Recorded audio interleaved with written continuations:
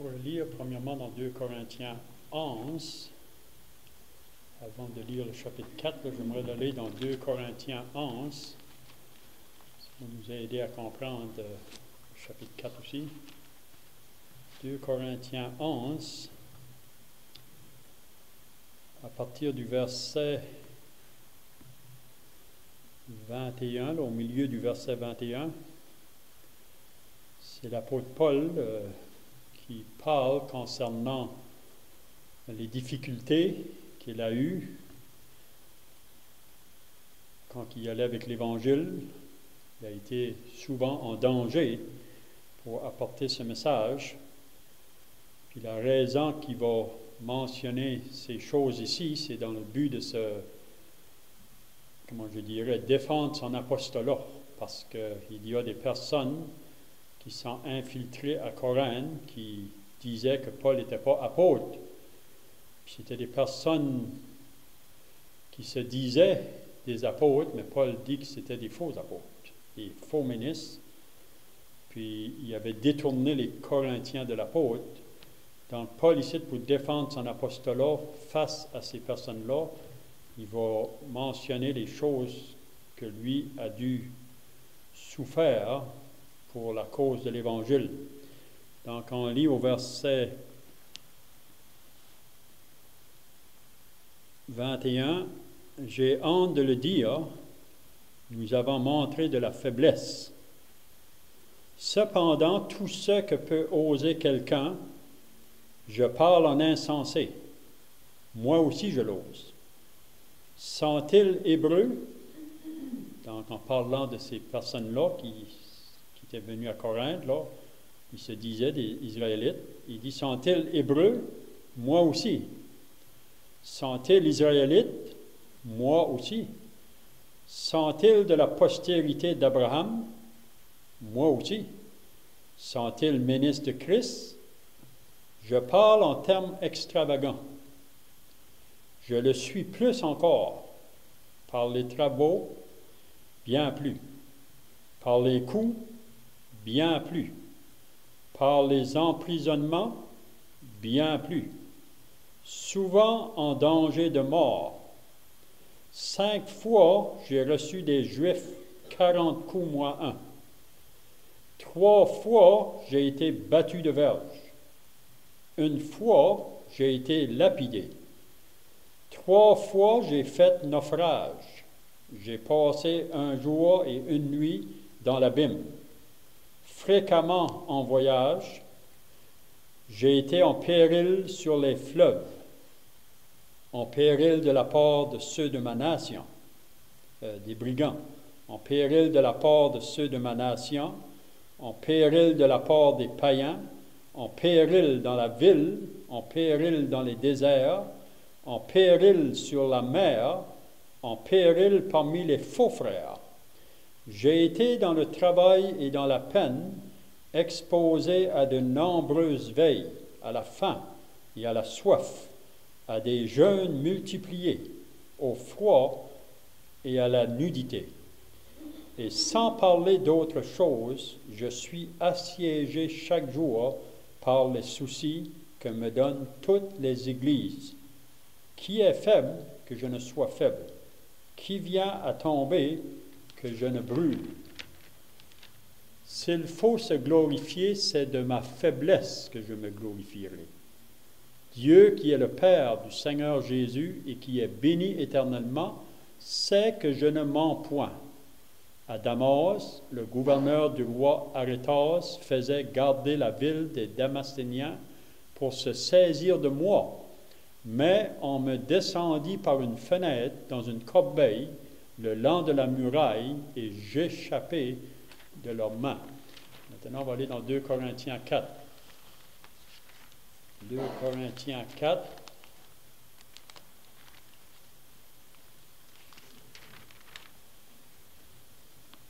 Puis on lit au verset 1. C'est pourquoi, donc la raison de c'est pourquoi, c'est qu'il continue vraiment avec la pensée qui a fini dans le chapitre 3. Il dit, c'est pourquoi, ayant ce ministère, Puis ici, il faut bien comprendre que Paul nous parle du ministère de l'Esprit. C'est un ministère qui donne la vie, tandis que le ministère de la loi, c'était vraiment un ministère qui amenait la mort. Mais nous, comme chrétiens, nous avons le ministère de l'Esprit. Donc, c'est pourquoi, ayant ce ministère selon la miséricorde qui nous a été faite, nous ne perdons pas courage.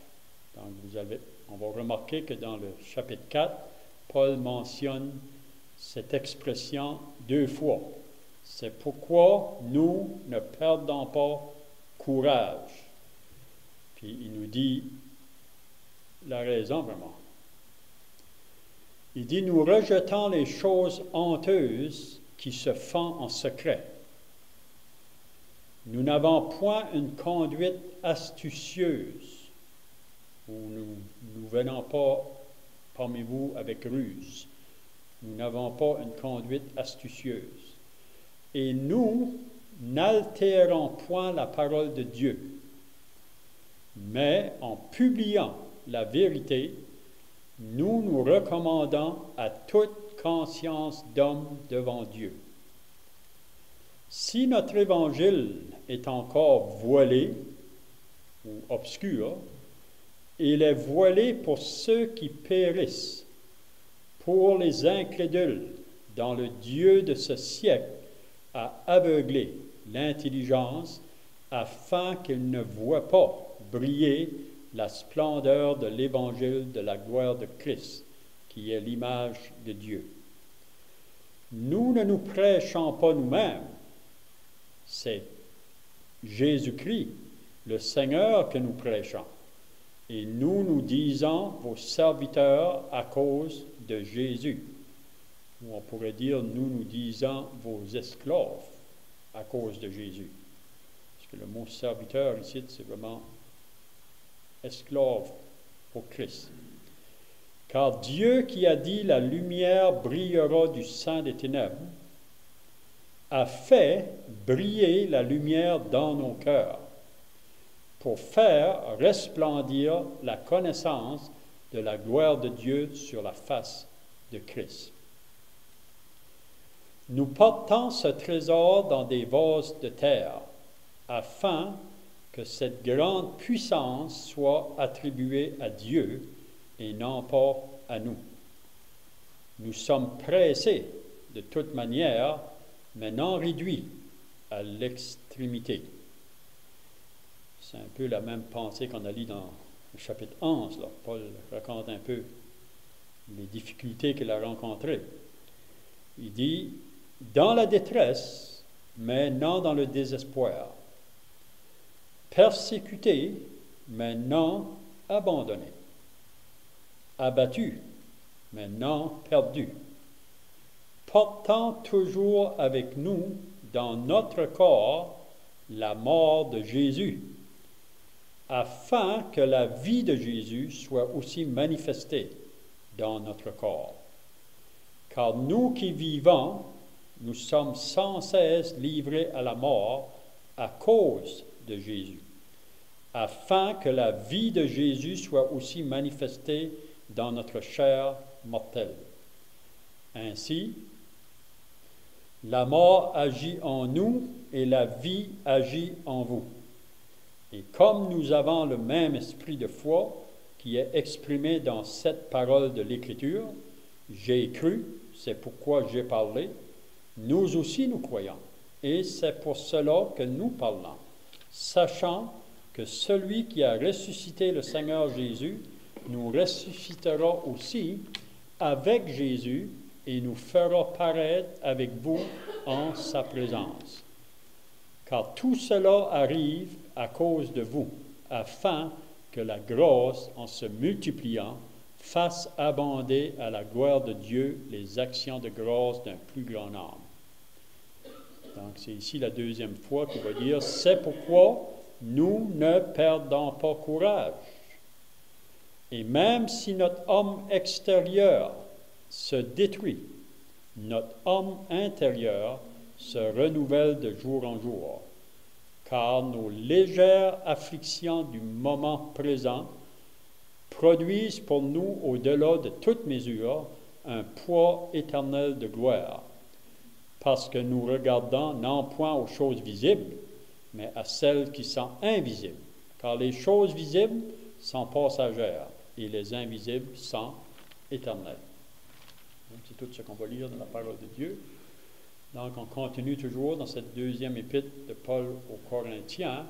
Donc, si vous étiez là la dernière fois, on avait touché la fin du chapitre 3, puis Paul mettait en contraste le ministère de la loi et le ministère de l'esprit.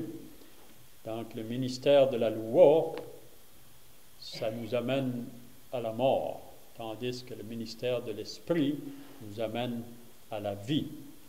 Donc, c'est pour ça que Paul veut vraiment apporter ce sujet-là, parce qu'il y avait des personnes qui venaient autour des croyants pour essayer encore de les amener sur ce terrain-là de la loi. Le terrain qui nous mène à la condamnation, vraiment. Puis une des raisons, c'est, comme on a dit la dernière fois, c'est pas que la loi est mauvaise. La loi est bonne, la loi est parfaite. C'est vraiment Dieu qui a donné cette loi à Moïse sur la montagne au Sinaï. Mais la loi, la chose qu'elle fait, elle révèle notre état de pécheur, puis elle nous place sur la condamnation.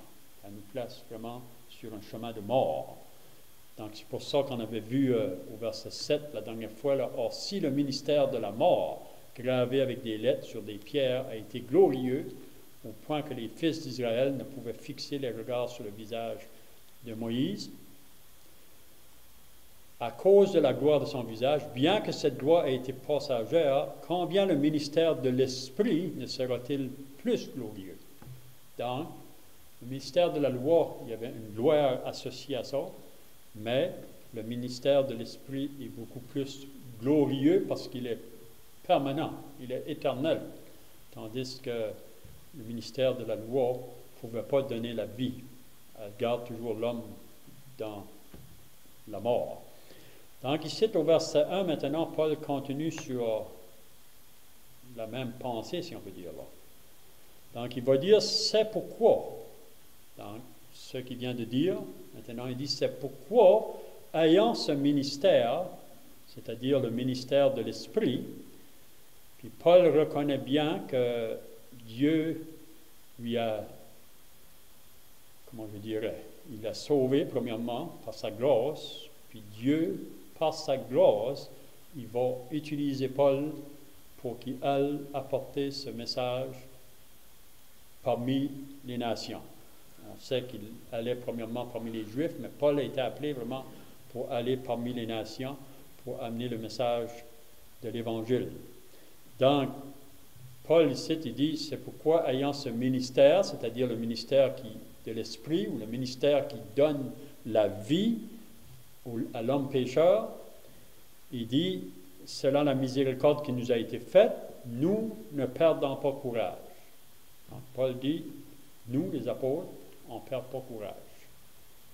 Vous savez, parce que il y a beaucoup de choses associées à ce monde, puis que les personnes se sont, comment je dirais, impliquées dans certaines choses, mais après un certain temps, ils perdent courage, ils abandonnent, ils ne peuvent pas continuer.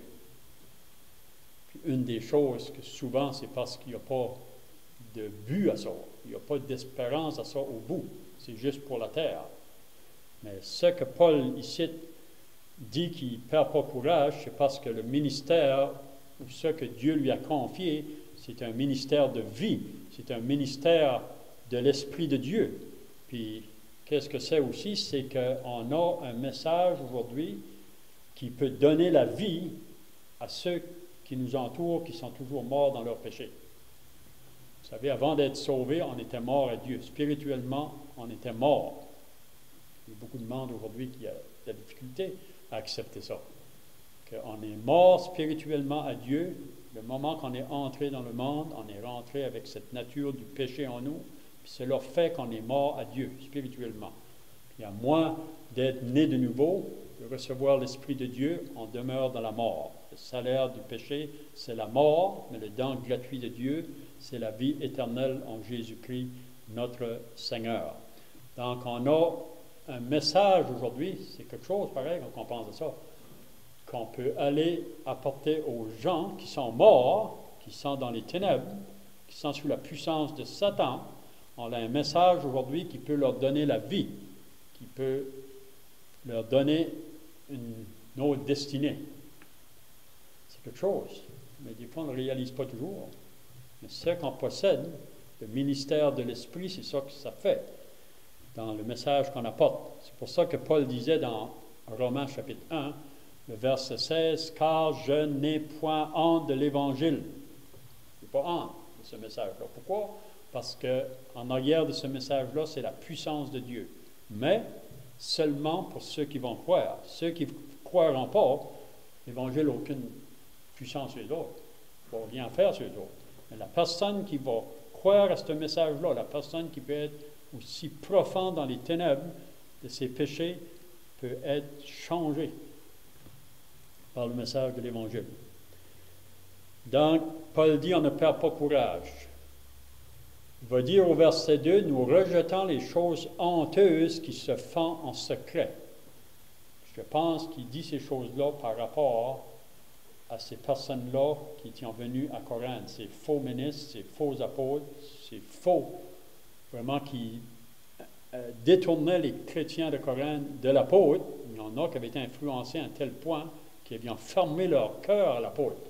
Mais quand Paul écrit, on va voir ça plus loin, là, que Paul lui dit, « Moi, j'ai élargi mon cœur pour vous, mais c'est vous autres qui s'est formé à moi. » Puis la raison, c'est ces personnes-là qui étaient venues. Puis ici, il y a trois choses qui mentionnent probablement que ces gens-là font. Puis lui dit, « Nous, on ne le fait pas, les apôtres. » Il dit, « Nous rejetons les choses honteuses qui se font en secret. » Vous savez, même Israël, si vous lisez dans l'Ancien Testament, dans Ézéchiel, je pense au chapitre 8, vous allez voir qu'Ézéchiel a été apporté au temple pour voir ce qui se passait en dedans avec les sacrificateurs qui se trouvaient là. Personne ne savait ça. Mais ces sacrificateurs-là, c'était des gens qui se disaient être des hommes pour le peuple, ou des enseignants pour le peuple, des docteurs de la loi, si on peut dire, mais en secret, ils faisaient des choses abominables. C'est ça que le Seigneur a révélé à Ézéchiel, même qui adoriant des idoles. Les personnes ne voyaient pas autour. Donc, on rejette les choses honteuses qui se font en secret. Vous savez, on peut paraître une chose en public, mais qu'est-ce qui se passe dans ma vie privée, dans ma vie cachée que personne ne peut voir? Mais Paul dit, on rejette les choses honteuses qui se font en secret. On pourrait dire aussi, peut-être que Paul pourrait avoir la pensée, on ne participe pas aux œuvres des ténèbres. Voyez? On a mis ça de côté. Nous rejetons les choses honteuses qui se font en secret. Donc ça, c'est une chose, probablement que ces hommes-là faisaient. Ensuite, il va dire, nous n'avons point une conduite astucieuse ou une conduite rusée, d'un sens, pour essayer de prendre avec ruse. C'est vrai qu'on peut user de ruse pour le mal, mais je crois aussi qu'on peut user de ruse pour le bien. Parce que le Seigneur disait aux disciples, il dit, « Soyez sages comme des colombes, rusés comme des serpents. » Donc, rusés dans le sens d'aller pour essayer de gagner les âmes à Christ, d'une manière comme Paul faisait, qu'on peut dire.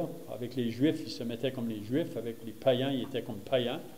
Mais ce n'est pas qu'il participait aux choses mal, mais d'une manière pour gagner les âmes à Christ. Paul disait qu'il faisait tout pour la cause de l'Évangile.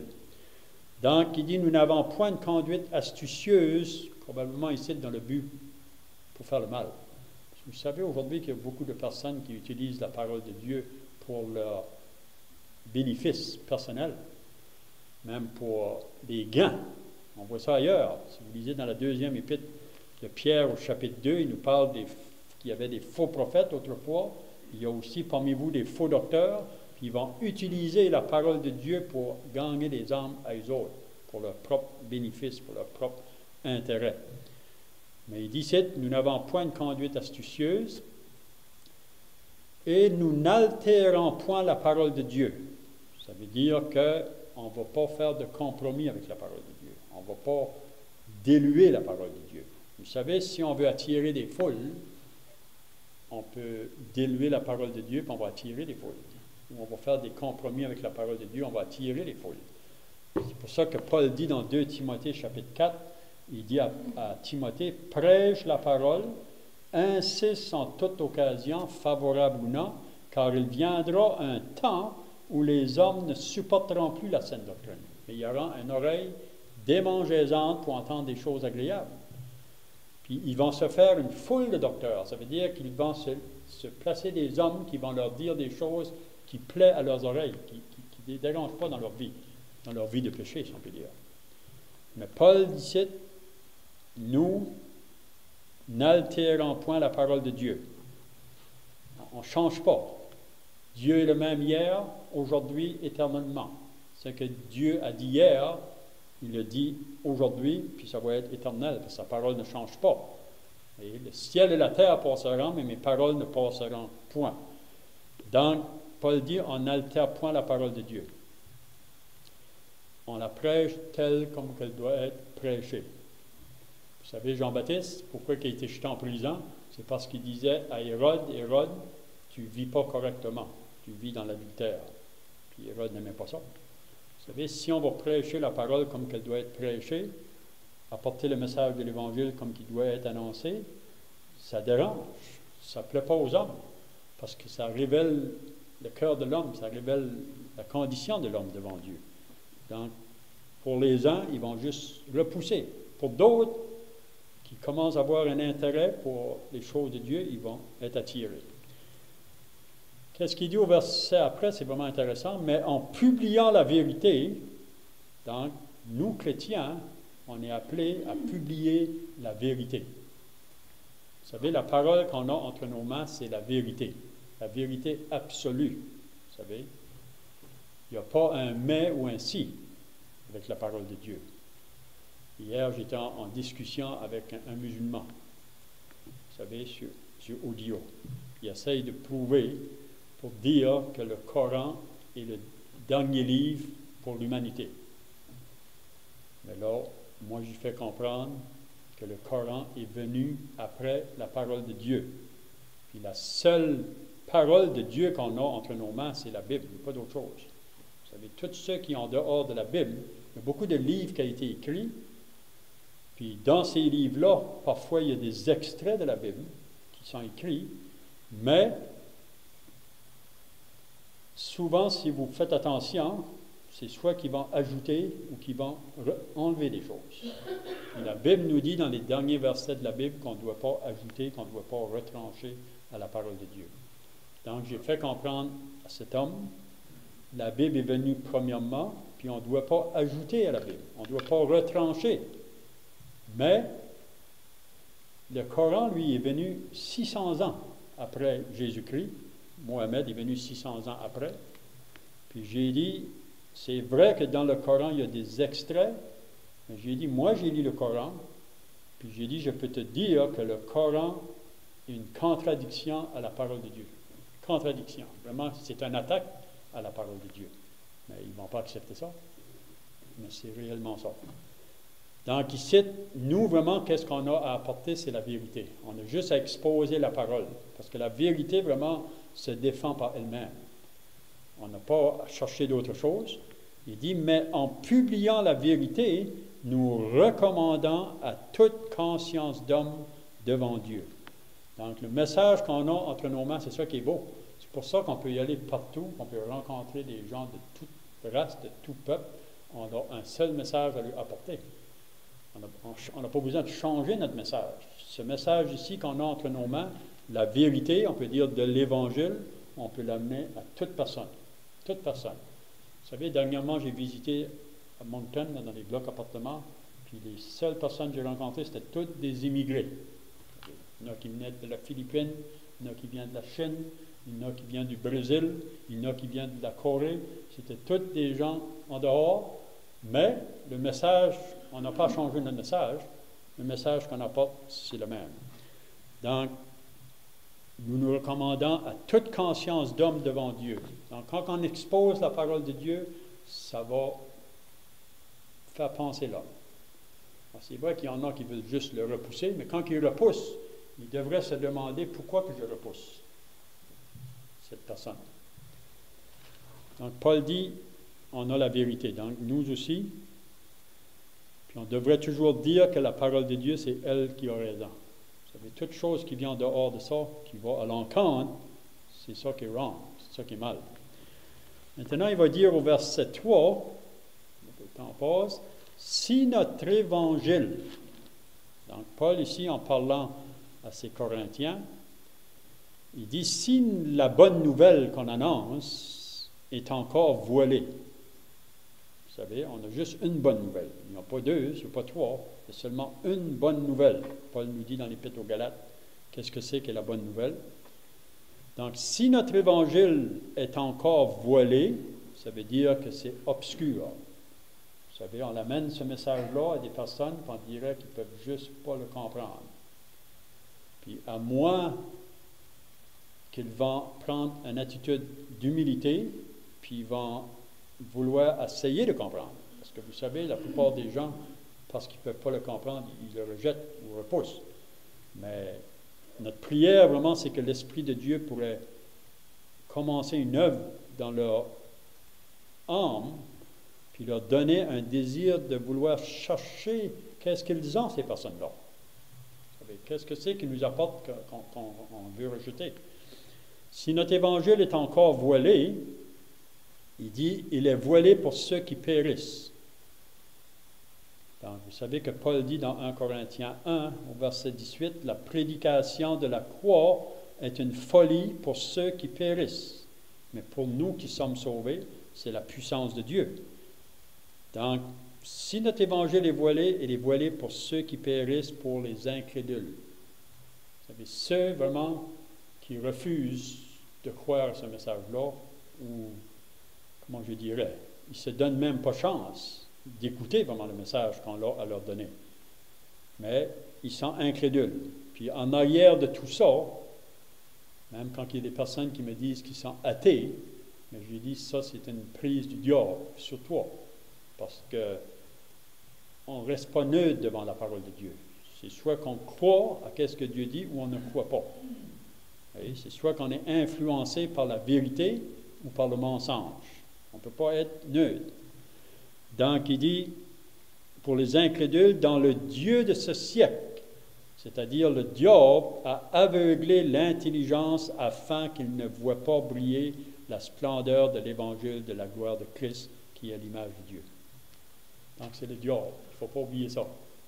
Le diable nous a gardés dans l'aveuglement plusieurs années nous-mêmes. Nous qui sommes sauvés, on recule en arrière, puis on était dans l'aveuglement.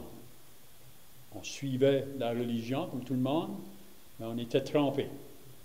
C'est juste quand l'Évangile a croisé notre chemin, puis ça, on peut dire, c'est simplement la grâce de Dieu. C'est pas qu'on est différent des autres. La grâce de Dieu est venue à nous, puis nous a révélé, premièrement, notre état perdu, puis nous a donné le remède, la provision, comment on pouvait échapper au jugement de Dieu. Puis, grâce à Dieu, on a dit oui au message. Parce que face au message, c'est soit qu'on dit oui ou on dit non. On ne reste pas neutre. Et celui qui croit au Fils a la vie, celui qui ne croit pas, il n'a pas la vie. Donc, le diable aujourd'hui veut maintenir les âmes dans les ténèbres. Il sait, lui, qui est perdu. Il sait que son temps est court, puis il essaie d'entraîner la multitude avec lui. Il sait que sa fin, ça va être les temps de feu. Il sait ça. Donc, Paul dit, après ça, il dit, on va terminer là, nous ne nous prêchons pas nous-mêmes. Donc, ça, c'est un autre point. Quand on va avec le message de l'Évangile, on ne s'annonce pas nous autres-mêmes. C'est Christ, le Seigneur, que nous prêchons. Vous savez, l'homme veut s'exalter, l'homme veut s'élever. Vous savez, dans toutes les religions du monde, aujourd'hui, les hommes sont placés sur des piédestals. Même il y a des hommes aujourd'hui qui ils permettent les gens de se prosterner devant les autres pour même les adorer. Ça, c'est contraire à la parole de Dieu. Vous vous rappelez, quand Pierre est allé dans la maison de Corneille, Corneille s'est prosterné devant lui, il a dit, lève-toi, on est simplement un homme comme toi, on n'est pas rien d'autre. Paul dit, nous, on prêche Christ, c'est lui qu'on veut annoncer, pas nous-mêmes. C'est Jésus-Christ le Seigneur que nous prêchons et nous disons vos serviteurs à cause de Jésus. Donc, pour la cause de Jésus, on est vos serviteurs. On vient pour vous amener un message qui peut transformer votre vie, puis un message qui vous donne une espérance. Vous savez, c'est un message de vie, c'est un message d'espérance. Tandis que sous le terrain de la loi, c'est la mort, c'est la condamnation. Donc, il dit ensuite, car Dieu qui a dit, la lumière brillera du sein des ténèbres, Dieu a dit, la lumière va briller au sein des ténèbres. Jésus est venu parmi les ténèbres. Il est venu pour éclairer tous les hommes. La lumière brillera du sein des ténèbres, a fait briller la lumière dans nos cœurs. Ça, c'est une chose. Vous savez, beaucoup de monde peuvent connaître à propos de cette lumière-là, mais ils ne l'ont pas dans leur cœur, parce qu'ils ne l'ont jamais reçue comme celui qui est la véritable lumière. Donc, nous, maintenant que nous avons cette lumière dans nos cœurs, on veut le proclamer. Comme Jésus dit dans Matthieu 5, vous êtes la lumière du monde. Donc, il dit, pour faire resplendir la connaissance de la gloire de Dieu sur la face de Christ. Donc, on va arrêter là, je vois que le temps est passé. Donc, la prochaine fois, on pourra voir que Paul veut simplement dire qu'on porte ce message-là dans des vases de terre. On réalise notre faiblesse. Puis je crois que si on va être prêt à annoncer ce message de l'Esprit, c'est ça que Paul va nous faire comprendre par la suite, il faut être prêt à mourir à nous-mêmes. Si on n'est pas prêt à mourir à nous, on n'est pas prêt à annoncer le message. C'est ce que Paul va nous faire comprendre. On va terminer par la prière. Notre Dieu et notre Père, nous voulons nous approcher devant ta sainte présence. Nous te remercions pour ta parole qui est la vérité, ta parole qui est vivante, ta parole qui est comme un marteau qui brise le roc. On veut te prier, Seigneur, que tu nous aides pour nous qui t'appartenons, à avoir les mêmes pensées que cet homme avait, l'apôtre Paul, un homme de même nature que nous, pas différent, un homme qui a saisi les vérités concernant le ministère qu'il avait à porter autour de lui. Donc, nous voulons nous remettre à toi, sois avec nous pour le reste de cette journée. On prie pour l'Évangile ce soir, que tu attires les âmes. C'est toi seul qui peux le faire par ton Esprit Saint. T'en prions au nom du Seigneur Jésus. Amen.